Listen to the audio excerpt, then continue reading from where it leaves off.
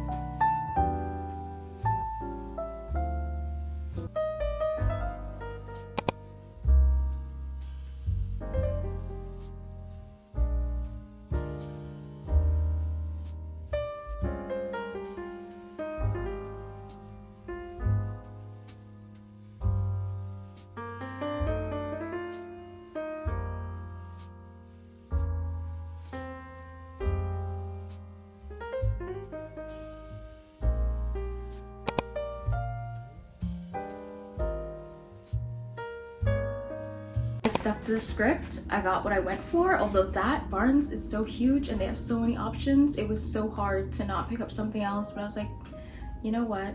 I'm gonna go book shopping around my birthday, which is at the end of this month, and then there are more releases coming out in April, and I will get more books then. I'm very proud of myself for just sticking to what I said I was gonna buy, but also I was in the coffee shop and I was like, I want to start one of these right now. Like, I just want to see what the first chapter is, and I could not decide what I wanted to start. I was thinking this is probably gonna break me, The Conditions of Will by Jessa Hastings. I feel like it's gonna break me, and so I might need something lighter. But this Abby Jimenez, she's kind of in the category of like fluffy romance, but at the same time her books hit hard. Like, some of the topics and some of the things that the characters go through emotional. And so both of these could probably hit me hard. I also kind of want to savor them because I remember last year when Funny Story came out, I read that so fast and I was like, why did I do that? I miss it already and now I have to wait a whole year for another Emily Henry release. So I'm gonna savor it. I read like one page of each. I'm so excited for both. I think I'm gonna read this one though. I'm gonna start this one first. I used to kind of hate this cover, but seeing it in person, it looks really pretty, like a nice oil painting. Anyway, when I get into either one of these, I'll keep you updated.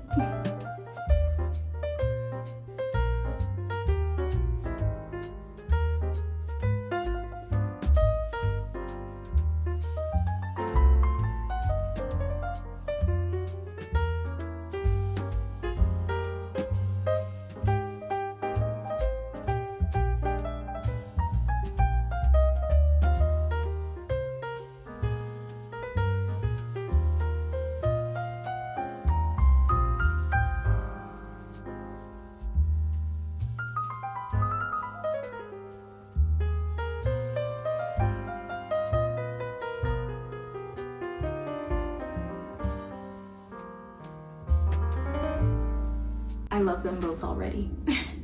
The first chapter though is so sad for the animals.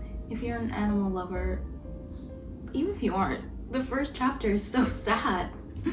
But now I get why there's a cute dog on the cover. There's always a dog in the story and I love that. And the male main character of this book is a vet, so. There's a mention of ACOTAR and I now wish I read ACOTAR so I could get the little reference and I could be excited about it.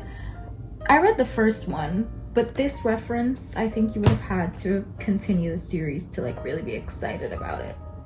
Now I wish I was in the loop. I should have just continued the series.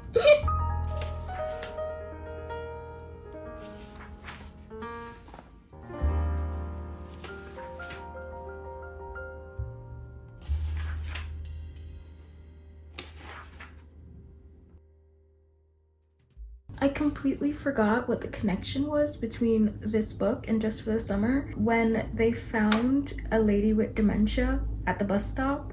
That felt like such a random scene in Just for the Summer, but it makes sense here. That's Samantha's mother.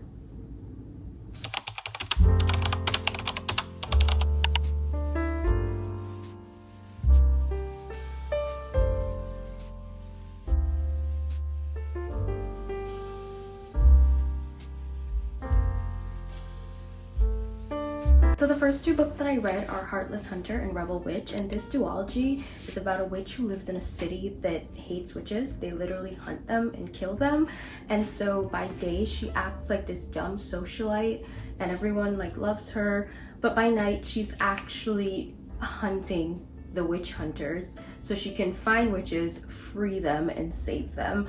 So she's living this double life, and the like horrible thing about this story is that the love interest is actually a witch hunter, so it gets really complicated and it's just such a fun ride with these two. A little bit emotional. I love a duology. I love when the authors don't drag out the story for 5, 6, 10 books. Sometimes that's necessary.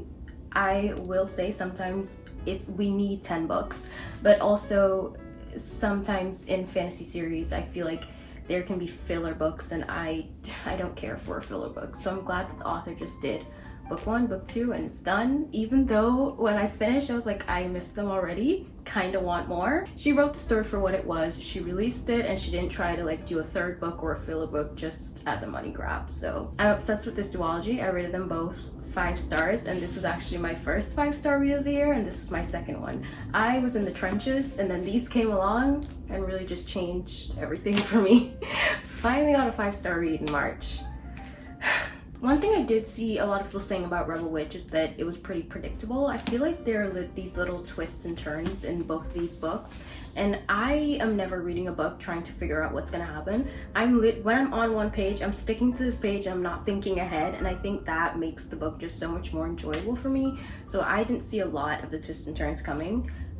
I was like truly shocked by all of it, and so yeah, this is just like the best thing ever for me. I couldn't recommend it enough. I didn't have a lot of hope because it's YA. And Heartless Hunter was on my 2025 TBR. I didn't even put Rebel Witch on there too because I was like, am I even gonna love this? I don't know. I ended up absolutely loving it. I totally recommend this. Please go read them. The next book I read on my Kindle is from Lukov with Love, and this is basically about a figure skater who just doesn't have the career that she expected to have. She expected more success by now and it's just not going her way. But then her best friend's brother, who she also has beef with, asks her to be his partner, and he's really successful. And honestly, that's pretty much it. Like, I feel like if you read Maria Zapata's books, you know that it's just a string of the main character's days put together, and it's so mundane, but I kind of love it. It's just the type of book that you have to be in the mood for, and I love to read these books before bed, just like reading people's daily lives, reading about a figure skater and her new partner. I remember really enjoying this as I was reading it, and I really loved it as I was reading it. I just feel like now that it's been a while since I've read this, I've kind of realized that this book is probably her most forgettable book. I just never thought about it again, and that's not how I feel when I read her other books. Like, wait for it, I literally thought about them for an entire week, and it's another reason why I picked up another Mariana Zapata book. I always think about them after I finish the book. This one, that didn't happen. It didn't have a lasting effect, but I can't diminish the fact that I really enjoyed it when I did read it, so I gave it 3.75 stars. The Perfect Find. I don't want to hate on this book more than I already have. I read this book in this vlog. Basically, I was reading a book, watching the movie, comparing and all of that, and I thought this would be really fun.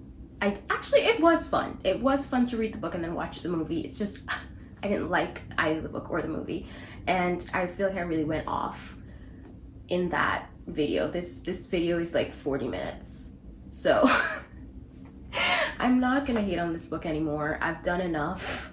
If you want to see more thoughts on that, you can watch that one, but if you've watched it already, you already know. I rated this book 1.5, and honestly, the only reason the 0.5 came around is because I hated the movie so much. So it's like the movie's a 1, this has to be a little bit better than the movie, so 1.5. All of the next books are in my 24-hour reading vlog, and you should go watch that video too. I think I go really into detail, and you get live reactions of these books in that video, but I will still talk about them. So the first book that I read in that reading vlog is Wild Side by Elsie Silver, and this is about a woman who ends up being the guardian of her nephew, but also the man that she hates is her nephew's legal guardian, so they are kind of forced together because of this intense and insane situation. And there's just so many issues surrounding the guardianship of this child, and everyone wants the best for the child. So one of the solutions that they come up with is to get married, and so it's a marriage of convenience trope, and Lord, please never put me in a situation where I have to marry the man that I hate. Anyway, she ends up falling in love with her husband, thank God. Good for her. This is my favorite Elsie Silver book, and it's low-key her saddest book ever. It's such a, like, both of the characters just have such, they're going through this thing together that it's like a blessing, but it came out of such a bad thing happening, but then also separately they have their own things going on. And I feel like in these kind of romance books, there's usually the one character that has a lot of trauma, and then the other one that's like picking up the pieces. I feel like that's a theme with these romance books, but they both just have a lot going on in their lives, plus this other big thing happening, and it's just, I don't know, honestly, it made the book pretty meaningful to me. And I feel kind of insane saying this is her saddest book, but it's also my favorite book. I don't know, I truly enjoyed it, and I feel like it gave it some depth, so I gave this book 4.5 stars. So the favorites, now this is a book that I feel like you really need to go look at my reactions of this book. Like, you need to see how crazy this book is, because I obviously can't spoil it for you, but all of my reactions, that just tells the story itself. This book is about another figure skater. I don't know what it is, I was in my figure skating mood this month, but this book is about a figure skater who knew she wanted to go to the Olympics since she was a child, literally like 10 years old or something, and she meets this boy who was at the rink for hockey, but he ends up being her partner, and they have just like spent their entire lives together. They're in a relationship, they're all they know for each other, and that gets really complicated when they start actually competing, because their goals with the Olympics and the figure skating and plus their relationship, like it all just gets so muddled, and there's just so much drama behind all the partners and all of that. And you really just need to read this one for yourself, because no explanation, no spoiler-free explanation anyway, could explain how insane and intense and amazing this book is. Every chapter is literally just banger after banger after banger.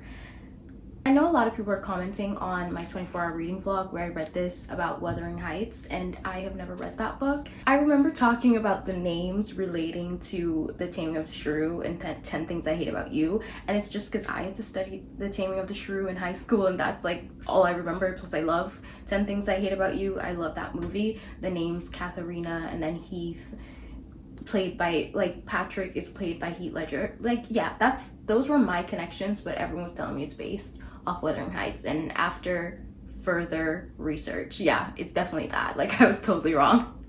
But I looked up the themes, and obsession was one of the themes. Yeah, it's definitely based on that, because the theme of obsession, very strong in this book. You should just go read it.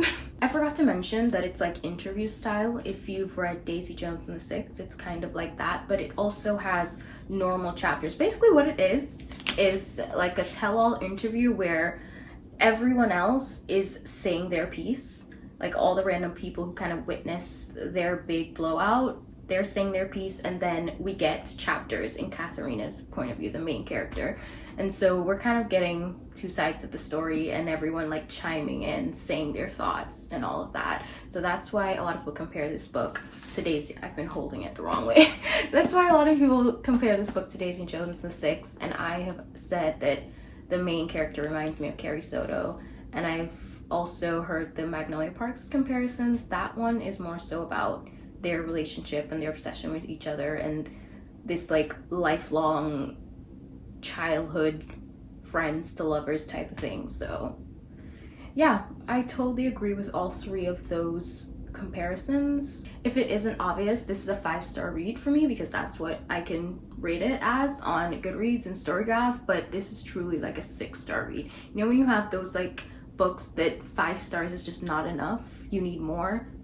This is one of them. 6-star read. It's my favorite book of the year so far, and I hope I find books that I like even more than this throughout the year, because it's so early in the year. But yeah, favorite book of the year so far.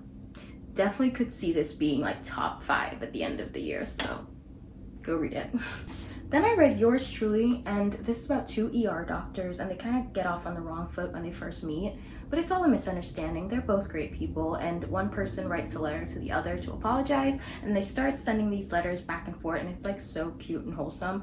Also, the male main character is giving her brother a kidney, because the female main character, her brother is going through, I don't actually know what his diagnosis is called, but he needs a kidney, and Jacob is giving her brother a kidney, and that is so sweet. And how could you not fall in love after that? And he was doing it anonymously too, like he didn't even want any praise or anything. It's just perfect. This book also has a lot of anxiety representation. Jacob also experiences a lot of anxiety, and he talks about it with Brianna, and we're in his head, so we see it and we see his thought process, and I think so much of it is relatable.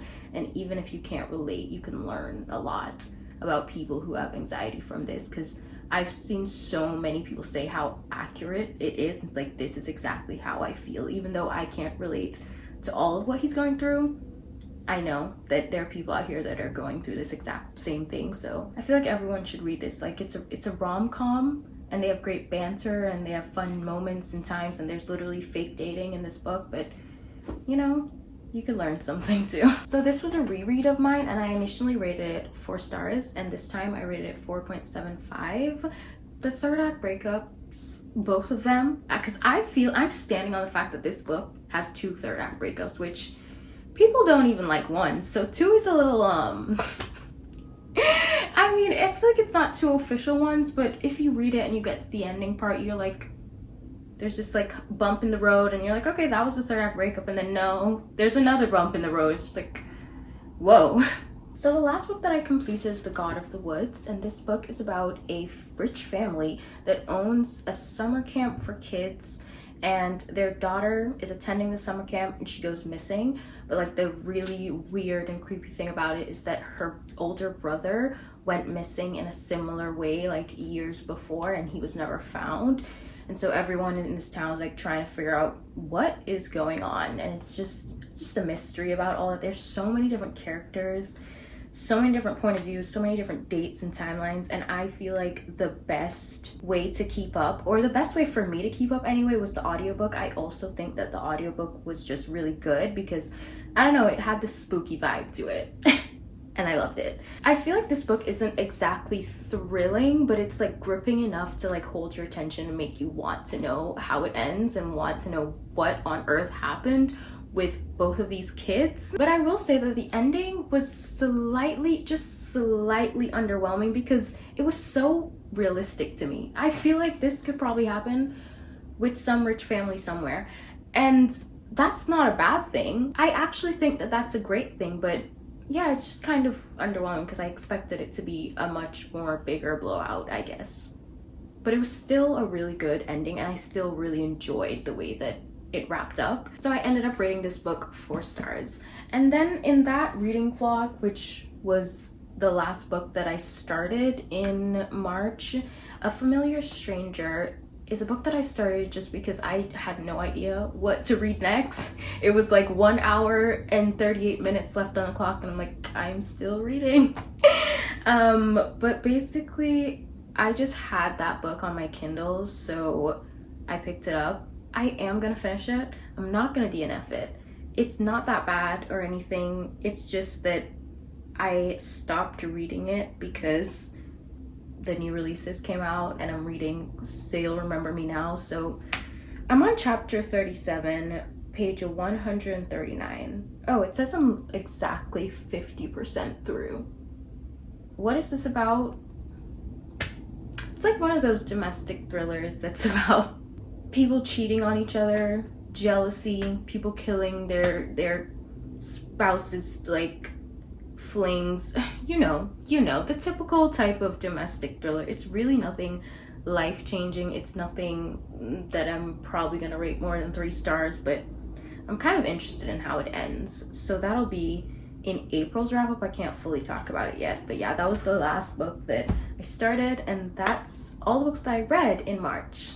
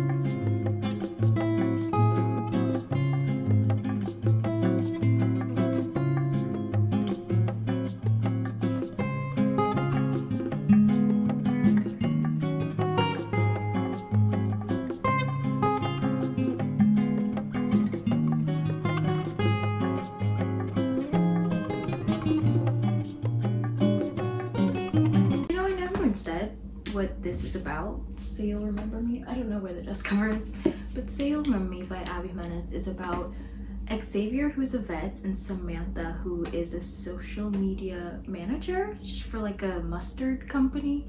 She makes like funny posts for a mustard company.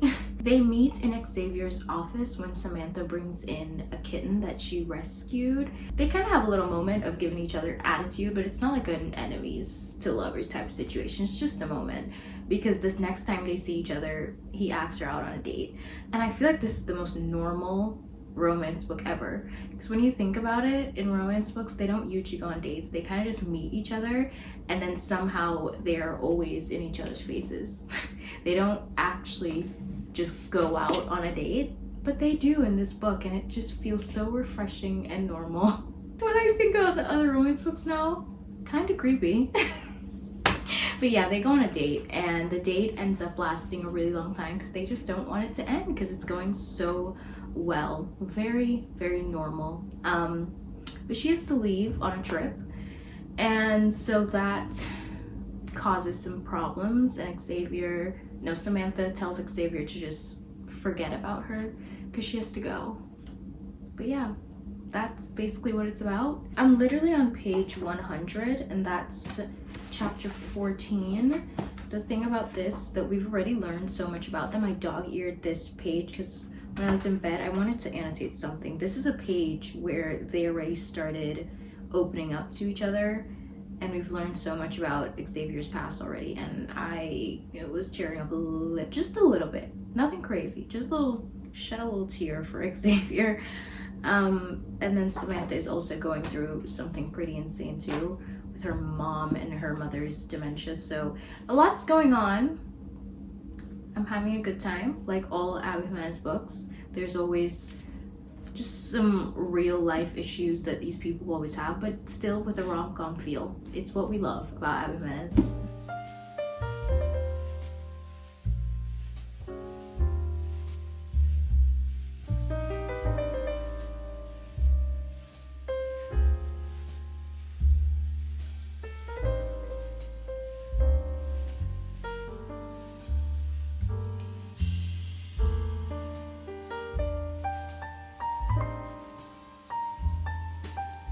I didn't read the full trigger warnings for this book. A note from the author. She pretty much mentions everything, like she covers everything, but I mean, I didn't read the entire thing, so I'm shocked by some of the things that's being said here. I don't usually read them because I find them to be spoilers, and the last line of this warning is definitely a spoiler, but it's okay. It's okay. I'm glad that I've read them now. This is gonna be a tough one for animal lovers. I'm about to go on a 2-hour-long walk and end at a cafe. It's so gloomy today. I just hope it doesn't rain. I don't mind it as long as it doesn't rain. We're all good. But yeah, I'm gonna end at a cafe, and I'll probably finish this while I'm there. As I'm reading this book though, I feel like I could see a lot of people not liking this because it's very insta-love, and a lot of people hate that trope. I mean, maybe it wasn't intentional, but it feels very insta-love. I don't mind it. I'm never too hard on it, but yeah, things moved really fast. And they overall just seem very extreme about each other from the beginning of the book. I am still enjoying it though, and I will give my full review when I'm completely done. I have like one thing to say, like in comparison to other Abby Jimenez books, I know that this one isn't gonna be one of my favorites, and that's okay. But it's just, I always have to compare an author's books to each other, and maybe that's not fair, but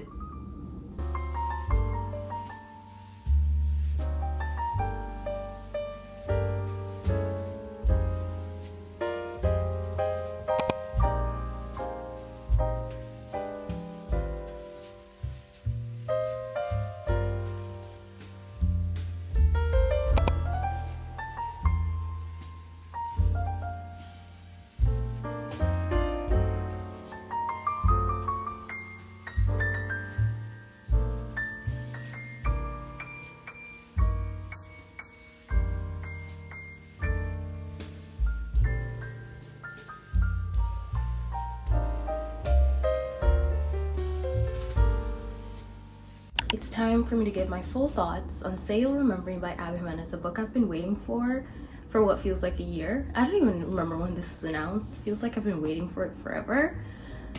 This book is so sad. What is in the air recently? Because I read Wild Side by Elsie Silver. Her newest release came out this year. I think it came out in March. And that book was her saddest book. Like the two main characters were both going through something together, and then separately they were dealing with so much on their own, and it's just like That was sad. It didn't stop me from rating it 4.5 stars though, so that doesn't really matter here. It's just something's in the air. All these books are so sad. And I'm so worried about Emily Henry's new release because she compares it a lot to folklore. She's been saying that it's very folklore coded. Everyone has been saying that too, and it's just like, well, at least I know what to expect.